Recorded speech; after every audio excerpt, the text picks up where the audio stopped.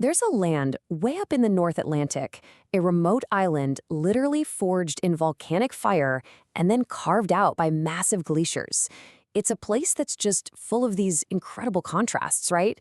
You've got ancient sagas echoing in a society that's, well, it's about as modern as it gets. This is a story about survival, about completely reinventing yourself. It's about how one of the smallest nations on the entire planet found such a powerful voice. This is the story of Iceland. You know, when the first Viking longships landed on these shores way back over 1,000 years ago, the place they found, it was a completely different world from the Iceland we know today. The old sagas, they talk about this green, almost shockingly lush frontier. They called it a land forested from mountain to seashore. Can you picture it? Trees covering maybe a quarter of the entire island? And today, that number is just 1%. One. So what on earth happened to all those trees? Well, the answer to that question, it gets to the heart of the profound and, yeah, often brutal relationship between the Icelandic people and their environment. It's a story that really begins with the very ground they stand on. So, a land of fire and ice, a nation literally born from the clash of these primal forces. And look, if you really want to understand Iceland, you have to start right there, with the ground it's built on. I mean, this is one of the most geologically active places on the entire planet. It's a nation that's basically in a constant state of being created.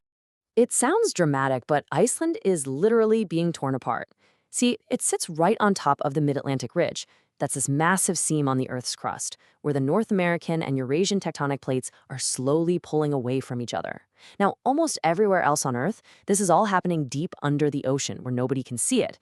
But in Iceland, oh, you can walk right into the Rift Valley. It's one of the only places where you can, geologically speaking, put one foot in Europe and the other in North America at the exact same time. It's just wild. And all this geologic drama, it doesn't just stay underground. It boils right up to the surface.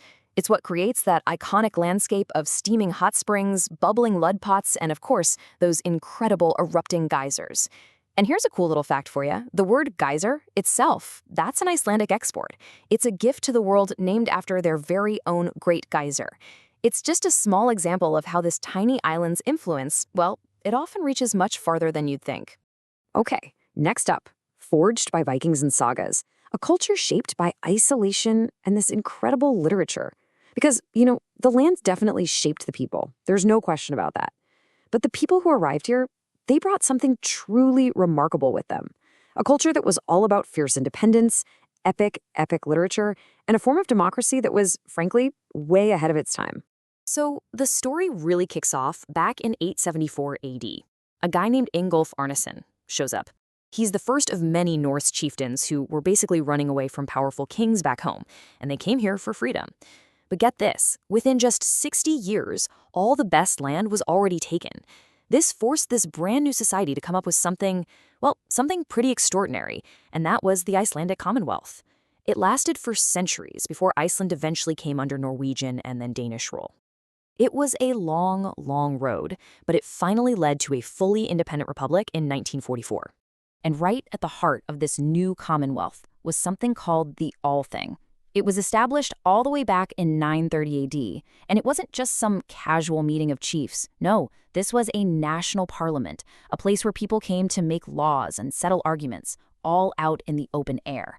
Now, you really have to think about the timing here. While most of Europe was stuck in this rigid, feudal system, this tiny, remote community of rebels was pioneering the idea of representative government.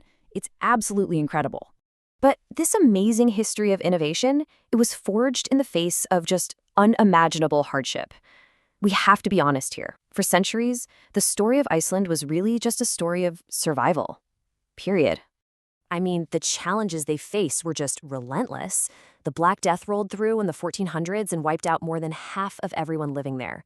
Then, in 1783, the Laki volcano erupted. It spewed this poisonous ash cloud that killed off most of the livestock, leading to a massive famine they called the Mist Hardships. It starved a full quarter of the population to death. This was a nation living on the absolute edge of existence. And this is where we see the modern Icelandic miracle, because the very same volcanic forces that brought so much death and famine are now their single greatest asset. It's an incredible turnaround. Today, something like 85% of the entire country's energy comes from renewable geothermal and hydropower. In this amazing twist of fate, they have learned to tame the very fire and ice that once held them hostage. Which brings us to our next chapter, Small Nation, Global Stage, an outsized voice in the modern world. Yeah, this whole story of resilience, it brings us right up to the Iceland of today. And this is a nation that, time and time again, punches far, far above its weight on the world stage. To really get Iceland today, you've got to wrap your head around just how small it is. The entire country has a population of just under 400,000 people. I mean, that's smaller than a lot of cities out there. And when you realize that, it makes everything they've accomplished, well, it becomes that much more mind-blowing. So you have this tiny nation, and what have they done with it? Well, for more than a decade now, Iceland has been ranked #1 on the Global Peace Index. Let that sink in. The most peaceful country on the entire planet is a nation with no standing army, born from the most violent forces in nature. The irony is just incredible. And that's not even the whole story. Not by a long shot. The nation is a world leader in gender equality, consistently ranking in the top 3. And think about this. Back in 1980, Icelanders elected Vigdís Finnbogadóttir, who became the world's first democratically elected female president. And just to top it off, as of 2023, the country sits right at the top of the UN's Human Development Index. That's the big one that measures health, education, and standard of living. So let's recap this journey.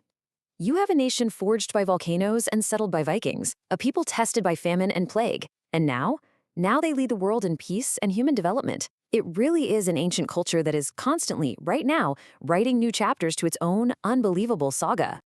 And all of this leaves us with one final big question. In a world that is changing faster than ever, how does a nation this small, with a culture so incredibly unique, how does it hold on to its ancient sagas while at the same time writing its own future?